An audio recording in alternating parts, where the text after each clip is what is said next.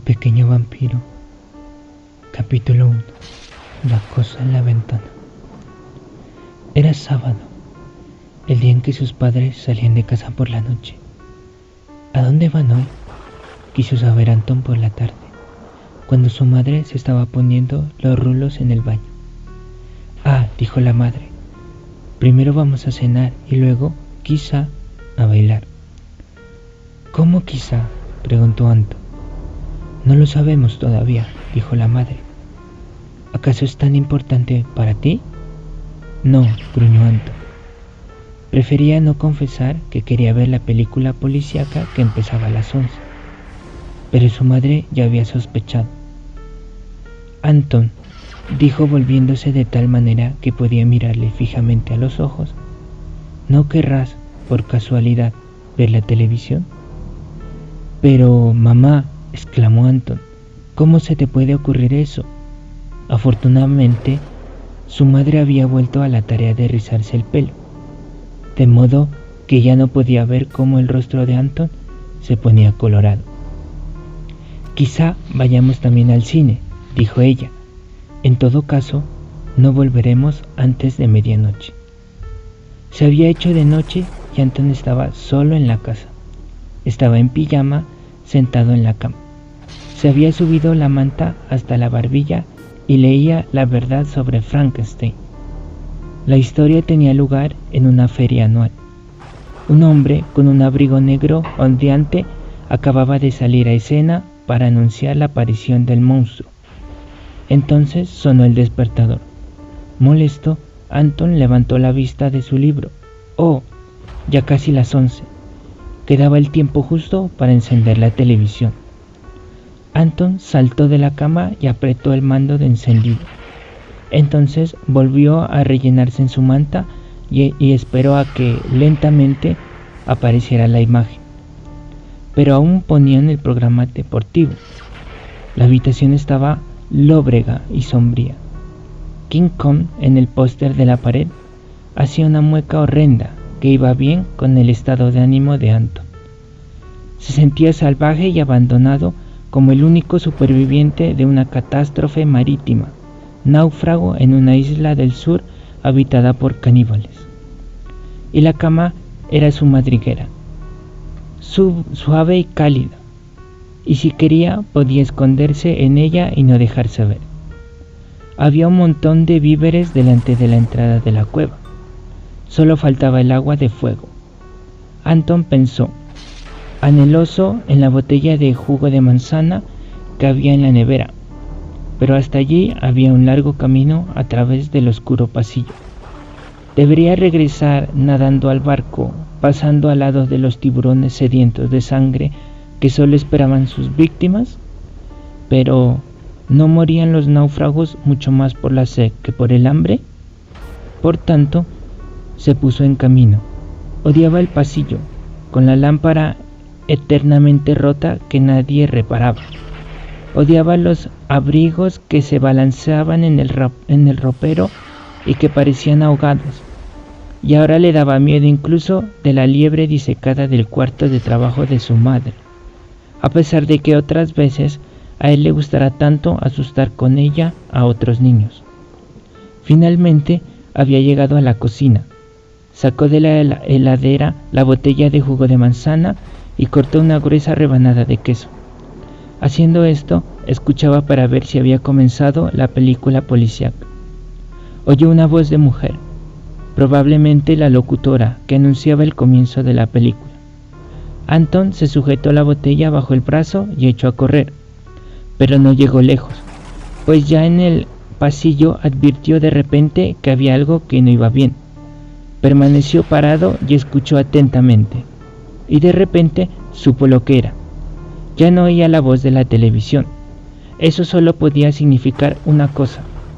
Alguien debía de haberse colado en su habitación y había apagado la televisión. Anton notó cómo el corazón le daba un salto y después le latía como loco, y desde el estómago le subía hacia arriba un extraño hormigueo que se le quedaba en la garganta. Ante él surgieron imágenes horrorosas. imágenes de hombres con medias en la cabeza, con cuchillos y pistolas, que se introducían de noche en casas abandonadas para saquearlas y que tiraban al suelo lo que se interponían en su camino. La ventana de la habitación estaba abierta, recordó Anton. El ladrón podía, pues, haber trepado desde el balcón de los vecinos. De repente se oyó un ruido.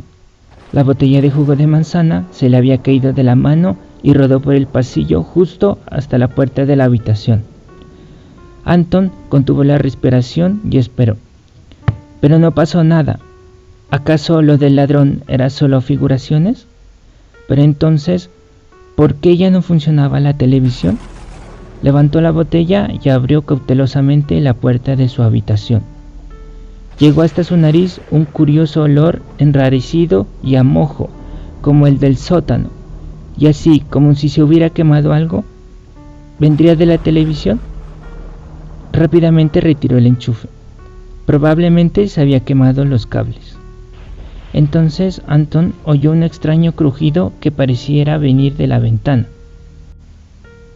Y de pronto creyó ver detrás de las cortinas una sombra que se perfilaba en la clara luz de la luna. Muy lentamente, temblándole las rodillas, se aproximó de puntillas. El extraño olor se hizo más fuerte. Olía como si alguien hubiera quemado una caja de cerillas entera. También el crujido se hizo más fuerte. De repente Anton se quedó parado como si hubiera echado raíces en el alféizar delante de los visillos que flotaban con la corriente de aire. Estaba sentado algo y lo miraba fijamente. Tenía un aspecto tan horrible que Anton pensó que iba a caerse muerto. Dos ojos pequeños e inyectados en sangre relampagueaban frente a él desde un rostro blanco como la cal. Una cabellera peluda le colgaba en largos mechones hasta una sucia y negra capa. La gigantesca boca roja como la sangre se abría y cerraba, y los dientes, que eran extraordinariamente blancos y afilados como puñales, chocaban con un rechinar atroz. A Anton se le erizó el pelo y se le detuvo la sangre en las venas. La cosa de la ventana era peor que King Kong, peor que Frankenstein y peor que Drácula. Era lo más espantoso que Anton había visto jamás. A la cosa parecía divertirle ver temblar a Anton con un miedo de muerte, pues ahora hizo con una gigantesca boca una mueca horrorosa, con la que dejó completamente al descubierto sus colmillos, agudos como agujas y muy salientes. ¡Un vampiro!, gritó Anton, y la cosa contestó con una voz que parecía salir de las más lóbregas profundidades de la tierra: «Sí, señor, un vampiro». Y de un salto había entrado ya en la habitación, colocándose delante de la puerta. «¿Tienes miedo?», preguntó. Anton no pudo articular ni un sonido. «Pues estás bastante flojucho. No hay mucho que sacar, creo yo». El vampiro lo examinó con una mirada salvaje. «¿Y dónde están tus padres?». «En el cine», contestó Anton. Ya. ¿Y tu padre? ¿Está sano? ¿Buena sangre?». Al decir esto, el vampiro se rió para sí y Anton vio brillar los colmillos a la luz de la luna. «Como tú seguramente sabes, nosotros nos alimentamos de sangre. Yo tengo una sangre muy, muy mala», dijo Anton. «Siempre tengo que tomar pastillas». «Pobre de ti». El vampiro dio un paso hacia Anton. «¿Eso también es verdad?». «No me toques», gritó Anton, intentando hacerse a un lado. Chocó precisamente con la bolsa de los ositos de goma que estaba delante de su cama, y estos rodaron por la alfombra. El vampiro soltó una estruendosa carcajada. Sonó como un trueno. «Mira, ositos de goma», exclamó. Apaciguándose, «¡Qué monada!», cogió un osito de goma. «Antes yo también tenía siempre algunos», susurró, «de mi abuela». Se metió el osito de goma en la boca y lo masticó de un lado a otro durante un rato.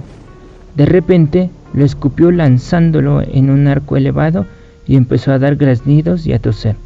Al mismo tiempo profería los más espantosos juramentos y maldiciones. Anton aprovechó la ocasión para ponerse a cubierto tras el escritorio, pero el vampiro se había quedado tan débil por el ataque de tos que se hundió en la cama y no se movió durante minutos. Entonces sacó de debajo de la capa un gran pañuelo manchado de sangre y se limpió larga y detenidamente la nariz. «Esto solo puede pasarme a mí», sollozó. «Mamá me lo había advertido categóricamente». «¿Por qué advertido?», preguntó curioso Anton. Detrás de su escritorio se sentía considerablemente mejor. El vampiro le lanzó una mirada colérica. «Porque uno, como vampiro que es, tiene un estómago sensible, tonto. Lo dulce es veneno para nosotros». Anton le dio verdadera pena. «¿Puedes aguantar entonces el jugo de manzana?», quiso saber. El vampiro dio un grito de espanto. «¿Quieres envenenarme?», bramó. «Perdóname, por favor», dijo apacado Anton. Solo pensaba que... Está bien. Al parecer el vampiro no se lo había tomado a mal. Realmente es un vampiro muy simpático, pensó Anton. A pesar de su aspecto tan horroroso, de cualquier modo, él se había imaginado muchos más horribles a los vampiros. «¿Eres ya viejo?», preguntó. «Viejísimo. Pero si eres mucho más bajo que yo». «¿Y qué?». «Es que morí precisamente cuando era niño». «Ah, vaya. Con eso no había contado, Anton. ¿Y ya estás, quiero decir, también tienes una tumba?». El vampiro reprimió la risa. «Y puedes visitarme cuando quieras, pero solo después de ponerse el sol. Durante el día dormimos». «Lo sé», presumió Anton. Al fin podía mostrar lo que sabía todo sobre vampiros. «Cuando los vampiros se exponen al sol, mueren. Por eso por las noches tienen que apresurarse para estar antes del amanecer de nuevo en la tumba». «Un chico listo», dijo sarcástico el vampiro. «Y cuando se sabe dónde yace alguno, se le debe atravesar el corazón con una estaca de madera», prosiguió Anton. Eso no hubiera debido decirlo, pues el vampiro prorrumpió en un bramido desgarrador y se abalanzó sobre Anton. Pero Anton fue más rápido. Con la velocidad del rayo se deslizó por debajo del escritorio y se apresuró hacia la puerta, seguido de cerca por el vampiro que bufaba de coraje. Poco antes de la puerta el vampiro lo había alcanzado. «Ahora se acabó», pensó Anton, «me va a morder». Todo su cuerpo temblaba. El vampiro estaba de pie ante él, respirando con dificultad. Sus dientes hacían un atroz clic-clac y sus ojos relucían como carbones ardientes. Cogió a Anton y lo zarandeó. «Si hablas otra vez de la estaca de madera», chilló, «puedes hacer tu testamento, ¿entendido?». «Sí», dijo Anton. «No quería molestarte en absoluto, de verdad que no». «Siéntate», ordenó bruscamente el vampiro. Anton obedeció y el vampiro empezó a andar de un lado a otro de la habitación. «¿Y qué hago yo ahora contigo?», exclamó. «Pues podríamos escuchar discos», propuso Anton. «No», gritó el vampiro, «o jugar al endemoniado». «No». «¿O debo enseñarte mis postales?». «No, no y otra vez no». «Entonces tampoco se me ocurre nada», dijo desconcertado Anton. El vampiro se había quedado parado delante del póster de King Kong. Se le escapó un grito salvaje. «Este mono», gruñó, arrancándole el cuadro de la pared y rompiéndolo en 1000 pedacitos. «Eso es una canallada», protestó Anton, «mi póster favorito». «Bueno, ¿y qué?», siseó el vampiro. Ahora había descubierto los libros de King Kong en la estantería y hacía revolotear página por página, rasgadas por la mitad hacia la cama. «Mis libros», berreó Anton, «todos comprados con las propinas». De pronto el vampiro se detuvo. Una sonrisa de satisfacción apareció en su rostro. «Drácula», leyó a media voz, «mi libro favorito». Miró a Anton con ojos radiantes. «¿Puedo tomar este prestado?». «Por mí, pero hay que devolverlo, ¿entendido?». «Claro que sí». Satisfecho, se metió el libro bajo la capa. «Por cierto, ¿cómo te llamas?». «Anton, ¿y tú?». «Rudiger». «¿Rudiger?». Anton estuvo a punto de desternillarse de risa, pero pudo reprimirse a tiempo. En definitiva, no quería volver a encolerizar al vampiro. «Pues es un nombre bonito», dijo. «¿Tú crees?», preguntó el vampiro. De verdad, y tan apropiado, el vampiro parecía muy halagado. «Pues Anton también es un nombre bonito. No lo creo en absoluto, dijo Anton. En el colegio siempre se ríen al oírlo. Pero mi padre se llama también Anton, ¿sabes? Ah, vaya. Y ya mi abuelo se llamaba Anton, como si eso me importara. Realmente, hasta ahora también yo había encontrado siempre Rudiger bastante estúpido, dijo el vampiro. Pero uno se acostumbra. Sí, se acostumbra uno, suspiró Anton. Dime, ¿estás a menudo así solo en casa?, preguntó el vampiro. Todos los sábados. ¿Y no tienes ningún miedo? Sí. Yo también, sobre todo en la oscuridad, declaró el vampiro. Mi padre dice siempre, Rudiger, tú no eres un vampiro, eres una gallina. Se miraron y se rieron. ¿Tu padre también es vampiro?, preguntó Anton. Claro que sí, dijo el vampiro. ¿Qué pensabas? ¿Y tu madre también? Naturalmente, y mi hermana, y mi hermano, y mi abuela, y mi abuelo, y mi tía, y mi tío. ¡Cielos!, exclamó Anton. ¿Toda tu familia? Toda mi familia, dijo el vampiro lleno de orgullo.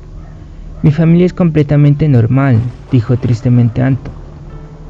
Mi padre trabaja en una oficina, mi madre es profesora, hermanos no tengo. ¿Puedes imaginarte lo aburrida que es nuestra casa? El vampiro lo miró compasivo y explicó. En nuestra casa siempre pasa algo. ¿Qué? Cuéntame. Al fin oiría una auténtica historia de vampiros. Pues bien, dijo el vampiro, fue el invierno pasado. ¿Te acuerdas aún de lo frío que fue? Bien, nos despertamos. El maldito sol acababa de ponerse. Yo tengo un hambre horrible y quiero levantar la tapa del ataúd, pero no se puede.